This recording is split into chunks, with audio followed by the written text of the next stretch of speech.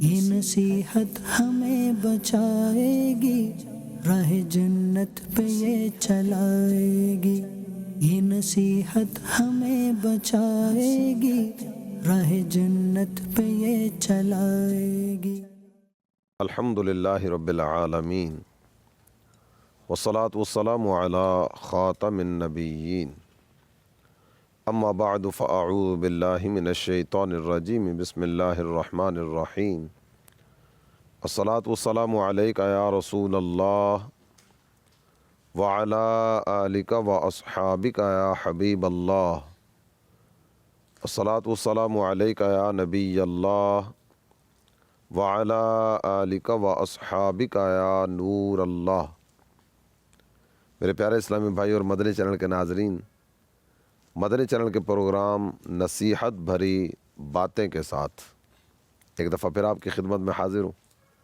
آئیے آج کے موضوع کی طرف بڑھنے سے پہلے اپنے کریم آقا، اپنے رحیم آقا، اپنے مشفق اور مہربان آقا صلی اللہ تعالیٰ علیہ وآلہ وسلم کی بارگاہ اقدس میں درود و سلام کے نذرانے پیش کرنے کے تعلق سے ایک حدیث مبارکہ سننے کی سعادت حاصل کرتے ہیں۔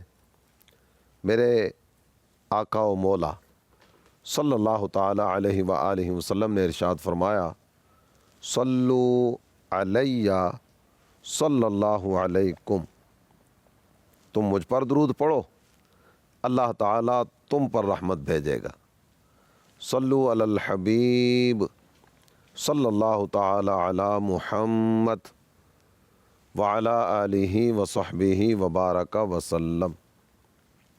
میرے مدنی چینل کے ناظرین، آج کا ہمارا گفتگو کا سلسلہ یہ اپنے محاسبے کے حوالے سے بھی ہوگا اور ساتھ ساتھ نفس کی شرارتوں کے تعلق سے بھی چند ایک باتیں آپ کے سامنے بیان کرنے کی سعادت حاصل کی جائے گی۔ نفس امارہ، اس کا ذکر کرتے ہوئے اللہ تعالی جل جلالہ نے قرآن پاک میں فرمایا، ان النفس لامارۃ بالسوء، نفس یہ تو برائی پر اکسانے والا اور برائی کا حکم دینے والا ہوا کرتا ہے۔ شیخ فرید الدین عطار علیہ رحمۃ اللہ الغفار آپ فرماتے ہیں، عاقلاں باشد کے او شاکر بود، واں گہے بر نفس خود قادر بود۔ عقل مند آدمی کون سا ہوا کرتا ہے؟ تو آپ نے ذکر فرمایا کہ عقل مند آدمی وہ ہے جو اللہ تعالی جل جلالہ کا شکر ادا کرنے والا ہو۔ آپ غور کیجئے، پیدائش سے لے کر اب تک، بلکہ اس سے پیچھے کے کئی ایک معاملات کی طرف بھی توجہ جائے گی۔ رحم مادر میں بچہ اللہ تعالی جل جلالہ کی رحمتوں سے لطف اندوز ہو رہا ہوتا ہے، اس وقت سے لے کر اب تک کوئی ایک لمحہ ایسا نہیں ہے جس لمحے ہم اللہ تعالی جل جلالہ کی رحمتوں سے اور اس کی کرم نوازیوں سے فیض یاب نہ ہو رہے ہیں۔ تو جس رب نے اتنا کرم کیا، اس کا شکر ادا کرنا یہ تو عقل مندی کا تقاضا ہے نا۔ تو شیخ فرماتے ہیں کہ عقل مند وہ ہے جو شکر ادا کرنے والا ہو۔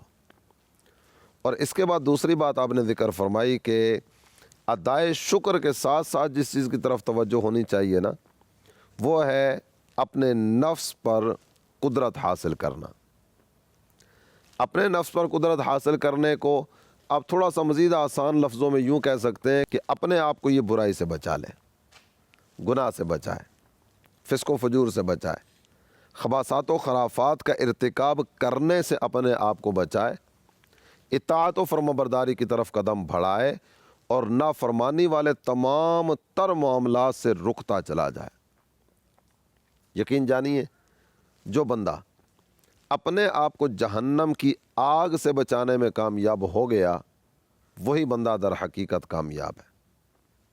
جو رب کی ناراضی سے بچ کر رضا کی دولت پانے میں کامیاب ہو گیا نا، در حقیقت وہی بندہ کامیاب ہے۔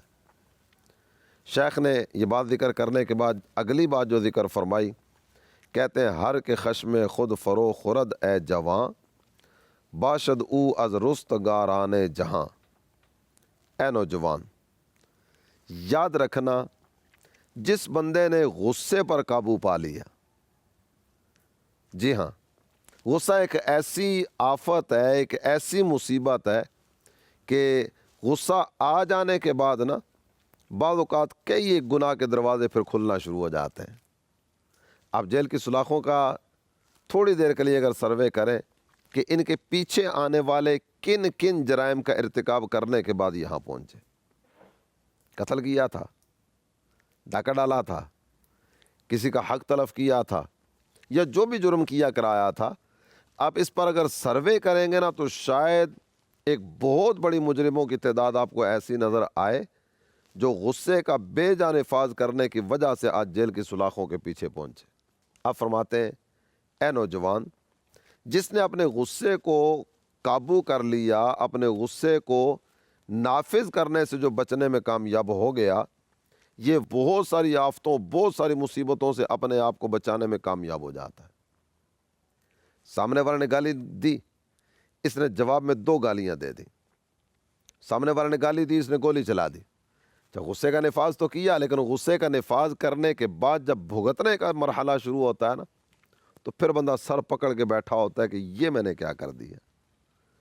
تو اپنے غصے پر قابو رکھنا اور بے جا غصے کے نفاذ سے بچنا، یہ سمجھداری کی علامت ہوا کرتی ہے۔ پھر آپ نے یہ بات ذکر فرمائی، آم بود ابلا ترین مردما کز پے نفس و ہوا باشد دواں، واں گہے پندارت آ تاریک رائے، خواہد امر زید نش آخر خدا ہے۔ عام لوگوں میں سب سے زیادہ جو بے وقوف آدمی ہے وہ جانتے ہو کون ہے؟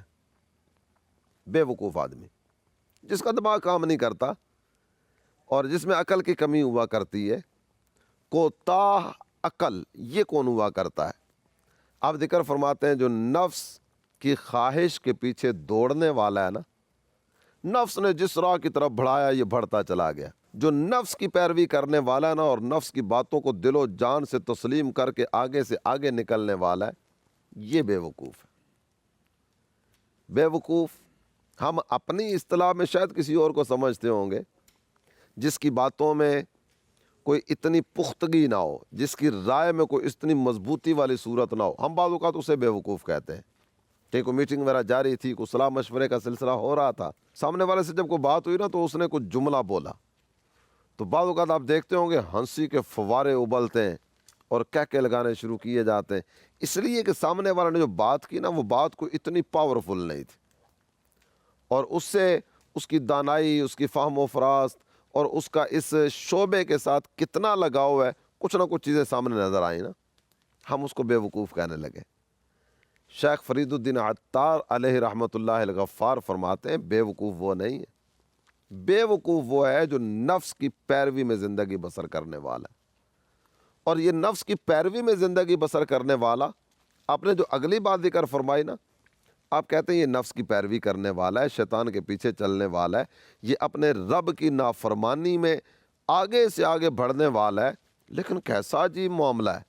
واں گہے پندارد آ تاریک رائے، یہ جو آدمی نفس کی پیروی کرنے والا ہے، یہ سیاہ رائے والا، بری رائے والا، یہ گمان کر بیٹھا ہے کہ میں نفس کی اطاعت میں زندگی بسر کرتا چلا جاؤں اور میرا رب مجھے پھر بھی بغیر حساب کے داخل جنت کر دے۔ آپ نے فرمایا اس رائے پر غور ضرور کرنا کہ تم اپنی منمانی کرتے ہوئے زندگی بسر کرو اور بغیر حساب کے داخل جنت کر دیے جاؤ، ایسا نہیں ہوگا۔ اللہ تعالیٰ جل جلالہ کی اطاعت و فرما برداری کی لذت پانے کی طرف کچھ آگے قدم بڑھاؤ، رب کی اطاعت و فرما برداری کی طرف بڑھتے چلے آؤ۔ میرا رب ارشاد فرماتا ہے فَفِرُّوا إِلَى اللَّهِ، اس کے الفاظ کی لذت اور چاشنی کو محسوس کرتے ہوئے نا بندہ اگر تھوڑی دیر کے لیے تنہائی میں غور کرے کہ خود میرے رب نے مجھے یہ بات ارشاد فرمائی ہے فَفِرُّوا إِلَى اللَّهِ، اللہ کی طرف دوڑتے چلے آؤ، اللہ کی رحمت کی طرف دوڑتے چلے آؤ۔ اور پھر آپ نے ذکر فرمایا گرچہ درویشی بود سخت ہے پسر، ہم ز درویشی نباشد خوب تر۔ اے لڑکے، اے میرے بیٹے، یہ جو راہ معرفت ہے نا، اللہ تعالیٰ جل جلالہ کی محبت کی راہ، رب کی معرفت کی فصل کو اپنے دل میں اگانے والی راہ، یہ راستہ اگرچہ بظاہر مشکل نظر آتا ہے، اطاعت و فرما برداری میں زندگی بسر کرنا، اپنی من مانیاں اور اپنی خواہشات اور تمام تر معاملات کو ایک طرف رکھنا اور رب کی محبت کو دل میں جگہ دیتے ہوئے اطاعت و فرما برداری کی راہ کی طرف بڑھتے چلے آنا۔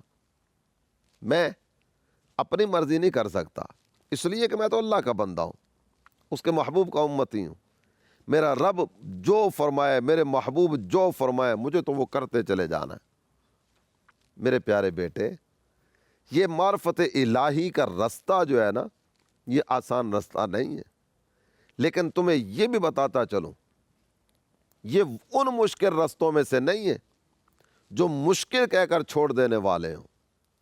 یہ ایک ایسا رستہ ہے کہ اس رستے سے زیادہ لذت عطا کرنے والا کو اور رستہ بھی نہیں ہے۔ بڑھنا بھی اسی رستے کی طرف ہے۔ اس راہ میں آنے والی جو مشکلات وغیرہ ہوں، ان کو جھیلتے ہوئے آگے بڑھنے کی طرف چلنا ہے، ایک قدم بھی اس راہ سے پیچھے نہ ہٹنا، اس لیے کہ یہی تو راہ جنت ہے۔ رب کی اطاعت میں زندگی بسر کرو گے نا، تو یہی تو رستہ ہے جو تمہیں جنت کی طرف لے کر جائے گا۔ پھر آپ نے بات ذکر فرمائی کہ جو بندہ اپنے اس سرکش نفس کو تابع دار بنا لیتا ہے نا، یعنی نفس امارہ سے نفس مطمئنہ کا سفر، یہ نفس امارہ سے نفس مطمئنہ کے سفر کی طرف بڑھتا ہے، تو یہ وہ بندہ ہے جو عقل مندوں میں شمار ہوتا ہے۔ از خرد مندان نیکو نام شد، یہ بندہ عقل مندوں میں شمار ہوتا ہے کہ دیکھ لو یہ تو زندگی کے سبق کو سمجھ گیا، یہ اپنی منمانی میں زندگی بسر کرنے کی بجائے اپنے رب کو راضی کرنے والے کاموں کی طرف بڑھ رہا ہے۔ اور پھر آپ نے اگلی بات ذکر فرمائی، بر براد نفس تا گردی اسیر، صبر بگزیں و قناعت پیشہ گیر۔ میرے پیارے بیٹے، تو کب تک نفس کے مطلب پر قیدی ہو کر رہے گا؟ نہیں، کب تک نفس کی باتوں کو مانتے ہوئے زندگی بسر کرے گا؟ کہیں جا کر تو بریک لگانی پڑے گی نا۔ کوئی تو ایسا مقام آئے گا کہ جہاں رک کر تو تھوڑی دیر کے لیے سوچے کہ یہ رستہ وہ نہیں ہے جو مجھے منزل کی طرف لے کر جانے والا ہو۔ اب مجھے یہ بتائیے، ایک رستہ ہے، بڑا خوبصورت رستہ ہے، دائیں بائیں آگے پیچھے ہر طرف پھول ہی پھول ہیں، ہریالی ہی ہریالی ہے، کھیت کھلیان ہے، تازہ ہوائیں اور خوشبو کے حلے آتے چلے جا رہے ہیں، لیکن یہ رستہ تمہیں منزل سے دور کر رہا ہے۔ اور دوسرا رستہ وہ ہے جو پہاڑی ہے، کچھ زگ زیگ بھی ہو سکتا ہو، کچھ اس میں آزمائشیں بھی ہوں، کچھ ایسا سفر بھی ہو جو کانٹے دار شاخیں بھی ہوں، اور ان کانٹے دار وادیوں سے گزرتے ہوئے اس کو آگے بڑھنا ہو، لیکن یہ رستہ اس کو منزل کے قریب کرنے والا ہو۔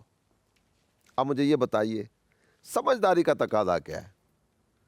کیا میں پھول اور کھیت کھلیان اور یہ ہریالی اور ان تمام تر چیزوں کو دیکھتے ہوئے منزل سے دور نکلنا شروع کر دوں؟ کیا میں اس راہ کی طرف بڑھ جاؤں جو رستہ میری زندگی کے مقصد ہی سے مجھے ہٹانے والا ہو، یا میں اس راہ کی طرف آگے بڑھوں جو قدم قدم پہ میں اپنی منزل کے قریب سے قریب تر ہوتا چلا جاؤں؟ یقیناً منزل کی طرف بڑھنے والا ہی سمجھدار ہوا کرتا ہے۔ تو اے انسان، اگر تو اپنی زندگی کے مقصد کو پانا چاہتا ہے نا، تو نفس کی نہیں، شیطان کی نہیں، رحمان کی پیروی کرتے ہوئے زندگی بسر کر۔ اور پھر اگلی بات کتنی پیاری ذکر فرمائی، کہتے ہیں در ریاضت نفس بدرا گوش مال، تا نہ یندازت ترا اندر وبال۔ عبادت کی طرف قدم بڑھا، رب کی فرما برداری کی راہ کی طرف بڑھتا چلا۔ نماز فجر کے لیے بیدار ہونا دشوار ضرور ہوتا ہے، لیکن یہ کام رب کی بندگی بجا لانے والا ہے نا۔ میرے رب نے حکم دیا نماز ادا کرنے کا، عشاء کے وقت تھکن محسوس ہوتی ہے، سارا دن کام کاج کر کے واپس آیا، لیکن میرے رب کا حکم ہے کہ آؤ اور میری بارگاہ میں جبین نیاز جھکاؤ۔ زور اثر کے وقت کام پورے جوبن پورے عروج پہ ہوا کرتا ہے۔ اب دل میں خواہش تو پیدا ہوتی ہے، میں کیسے دکان کا شٹر نیچے کر کے جاؤں، میں کیسے اپنے آفس کو بند کر کے نکلوں، اتنے سارے مالی معاملات اٹکے ہوئے، اور یہ اگر میں 15-20 منٹ کے لیے اپنا دفتر چھوڑ کے اپنی سیٹ چھوڑ کے مسجد کی طرف چلا جاؤں گا تو اس وقت میں آنے والی آمدن، اس وقت میں آنے والے گاہک، یہ کیسے حساب کتاب سیدھا ہوگا؟ اتنا زیادہ کرایہ ہے میری دکان کا۔ یہ کچھ تھوڑا سا شیطان دل میں وسوسے ڈالتا ہوگا، نفس اس بات کی طرف لے کر آتا ہوگا، اور کچھ پتہ نہیں ہے کہ یہ کیلکولیٹر نکال کے حساب کتاب بھی کرتا ہو کہ 1 گھنٹے میں اتنے گاہک آئے، اتنی آمدن ہوئی، 10 منٹ میں اتنے آئیں گے، 15 منٹ میں اتنے آئیں گے، اتنا تو نقصان ہو جائے گا۔ جبکہ سمجھداری کا تقاضا کیا ہے؟ اور ویسے بھی بندہ تھوڑی دیر کے لیے اگر غور کرے کہ رزاق حقیقی یہ تو اللہ کی ذات ہے نا، جس رب نے رزق دینا ہے اور جس رب نے رزق دینا اپنے ذمہ کرم پر لیا ہے، تم اس کی اطاعت کی طرف بڑھو گے تو تمہارا رزق کم ہو جائے گا، تمہاری طرف آنے والا مال رک جائے گا۔ ایسا ہو ہی نہیں سکتا، بالکل ایسا نہیں ہو سکتا۔ جو میرے مقدر ہے نا، وہ مدنی چینل کے ناظرین آپ کو نہیں ملے گا۔ جو آپ کے مقدر کا ہے اس کا ایک دانہ بھی میری طرف نہیں آ سکتا، آپ کے مقدر کا آپ ہی کو مل کے رہے گا۔ تو شیخ فرماتے ہیں در ریاضت نفس بدرا گوش مال، عبادت کی طرف توجہ بڑھا، اپنے رب کو راضی کرنے والے کاموں کی طرف چلتا چلا، اور اس نفس کے کان پکڑ کے مروڑ۔ یہ تجھے برائی کی طرف لے کے جاتا ہے نا، یہ تجھے نافرمانی کی طرف دھکیلتا ہے نا، یہ یاد الہی سے غفلت کی طرف لے کے جاتا ہے، اس کے کان مروڑ۔ جب تک تو اس کے کان اپنے ہاتھ میں لے کر اسے قابو کر کے نہیں رکھے گا نا، تو یاد رکھنا اس وقت تک تم وبال سے نجات نہیں پا سکے گا، مصیبت سے نجات نہیں پا سکے گا۔ مصیبت، اب خود غور کیجئے کہ رب کی نافرمانی سے بڑی مصیبت کون سی ہے؟ اللہ تعالیٰ جل جلالہ کی ناراضی سے بڑھ کر مصیبت کون سی ہے؟ رب تعالیٰ جل جلالہ کے غضب کی طرف بڑھتے چلے جانا، اس سے بڑھ کر مصیبت کون سی ہے؟ اپنے نفس کے کان مروڑ تاکہ تو اس مصیبت سے جان چھڑا سکے۔ اور پھر اگلی بات ذکر فرمائی، ہر کے خواہد تا سلامت مان دو، از جمیع خلق رو گردان دو۔ جو یہ چاہتا ہے نا وہ سلامت رہے۔ ہم میں سے ہر ایک سلامتی کا طالب ہے نا، کامیابی میرے قدم چومے، دنیا میں سکون ملے، آخرت میں چین ملے، مجھے کوئی تکلیف نہ آئے۔ ہم میں سے ہر بندہ ایسی چیز کا طالب ہے، میں سلامت رہوں۔ آپ فرماتے ہیں جو یہ چاہتا ہے نا کہ وہ سلامت رہے، اسے چاہیے کہ مخلوق سے منہ پھیر لے، مخلوق سے منہ پھیر لے۔ مخلوق سے منہ پھیرنے سے مراد یہ نہیں ہے کہ قطع تعلق ہی کر لے، صلہ رحمی کے معاملات کو چھوڑ دے، یہ مراد نہیں ہے۔ مراد یہ ہے کہ روح دل را جانب دلدار کن، اپنے دل کی توجہ اپنے رب کی بارگاہ کی طرف موڑ لے، اپنے حبیب کی بارگاہ کی طرف موڑ لے۔ تیری زندگی کا ایک ایک لمحہ یاد الہی سے مملو ہوتا چلا جائے، تو یاد الہی میں زندگی بسر کرے، تیری توجہ اس طرف ہونی چاہیے۔ یہ کبھی ادھر امید لگانا، کبھی ادھر امید لگانا، کبھی اس کا منہ دیکھنا، کبھی اس کا منہ دیکھنا، کب تک لوگوں کے منہ دیکھتے رہو گے؟ یاد رکھو، در دردی در در نالوں در بن جا ایک دردہ۔ نہیں اس دروازے پہ گئے اور ان کا دفع ہو جاؤ، ادھر گئے اور ان کا نکل جاؤ، تیسرے دروازے پہ جا کے دستک دی، وہ کہتے ہیں خیریت ہے، ہمارے دروازے پہ کیوں آ گئے ہو، کوئی اور رستہ دیکھو۔ تو یہ در در پہ جا کے در در سننے سے بہتر نہیں ہے کہ ایک ہی در کے در بن جاؤ۔ اپنے رب کی بارگاہ کی طرف توجہ کرو اور اس ذات کے ساتھ لو لگا لو۔ یہ دائیں بائیں آگے پیچھے کے جتنے بھی خیالات ہیں نا، سارے کے سارے میرے دل سے نکل جائیں، کاش کوئی ایسی صورت ہو جائے۔ اور اس کے بعد اگلی بات جو ذکر فرمائی گئی وہ بڑی توجہ کے ساتھ سننے والی۔ آپ فرماتے ہیں مرد مارا سر بسر در خواب داں، گشت بیدار آنکھ او رفت از جہاں۔ بیدار کون ہے؟ یہ بڑا بیدار مغز آدمی ہے، یہ بڑا سمجھدار آدمی ہے۔ بعض اوقات کئی لوگوں کے بارے میں اس طرح کے تاثرات دیے جاتے ہیں نا۔ آپ فرماتے ہیں یہ جتنے بھی لوگ اس دنیا میں بسنے والے ہیں نا، جتنے بھی لوگ اس دنیا میں بسنے والے ہیں، میں تمہیں بتاؤں تو یہ تصور کر لے کہ یہ سارے کے سارے نیند میں ہیں، یہ سارے ہی سو رہے ہیں۔ جاگنے والا پتہ کون ہے؟ جاگنے والا وہ ہے، بیدار ہونے والا وہ ہے جو اس دنیا سے چلا گیا۔ بظاہر بات سمجھ آنے والی نہیں ہے۔ جو جاگ رہے ہیں، جو زندہ ہیں، یہ سارے کے سارے سو رہے ہیں۔ بیدار کون ہے؟ جو دنیا سے چلا گیا۔ بظاہر سمجھ آنے والی چیز نہیں ہے، لیکن جو دنیا سے جا رہا نا، میرے مدنی چینل کے ناظرین، وہ سارا دیکھ رہا ہے کہ دنیا میں کیا کرنے کے لیے آیا تھا اور کیا کیا۔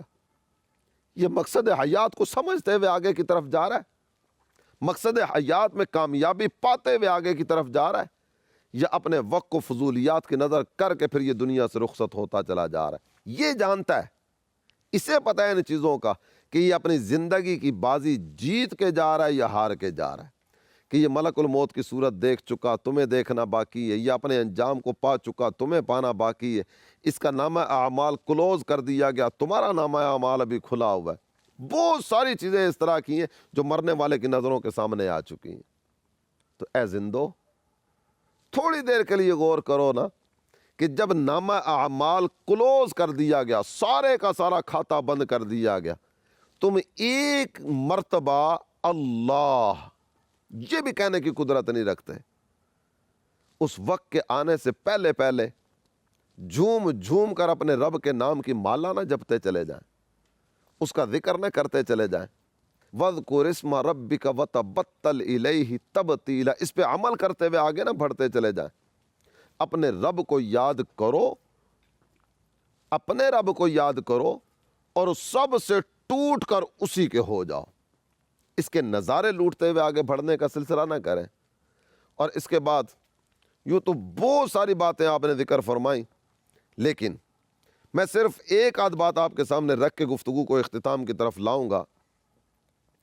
آپ ارشاد فرماتے ہیں، آنکھ رنجانت ترا عذرش پذیر، تاب یابی مغفرت بروے مگیر، حق نہ دارد دوست خلق آزار را، نیست این خصلت یک دین دار را۔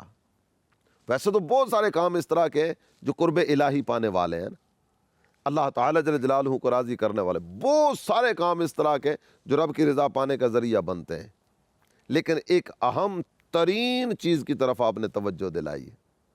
وہ کیا ہے؟ آپ فرماتے ہیں کہ لوگوں کا دل نہ دکھایا کر، کسی کو تکلیف یا اذیت نہ دیا کر۔